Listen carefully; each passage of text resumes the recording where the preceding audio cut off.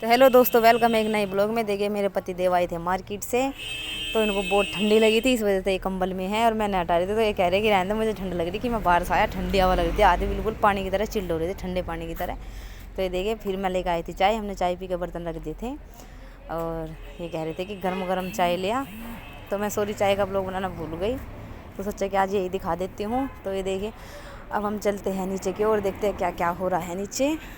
देखिए दोस्तों नीचे चलते हैं। नीचे चढ़ के देखा कि हमने पाकि छोटी वाली बहन ने अपनी बड़ी सिस्टर को रुआ रखा था। अब ये देखिए हो। हाँ तो देखिए दोस्तों, इधर मैंने इसे धमकाया था, तो ये बेचारी पाकि का ना मुंह उतर गया था कि इसे मुझे धमकाया, जैसे धमकाया नहीं क्योंकि छुट्टी वाला ना बहुत है उधर।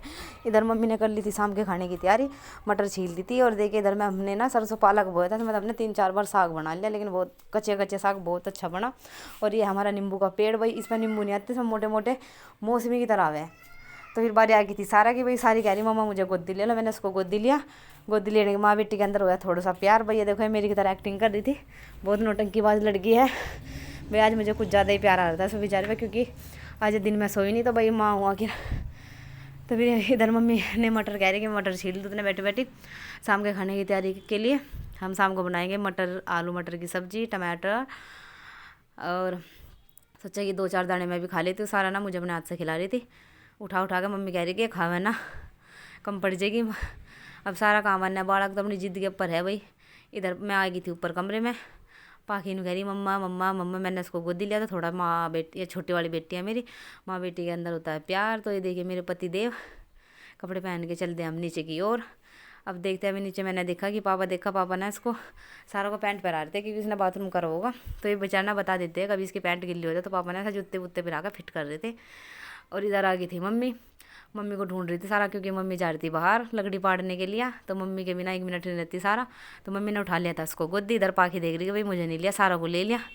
पाखी को ना बहुत चिड़त हो गया कि मम्मी इसको प्यार करते हैं, मुझे प्यार नहीं करती। इधर पति देव चल दिए थे बाहर की ओर मार्केट की तरफ, भाई आज इनको कुछ काम था ज़रूरी। तो ये देखिए कह रही कि मुझे बाइक पे बैठना है। बाइक के ऊपर दोनों बहन हो गई थी तैयार बैठने के लिए।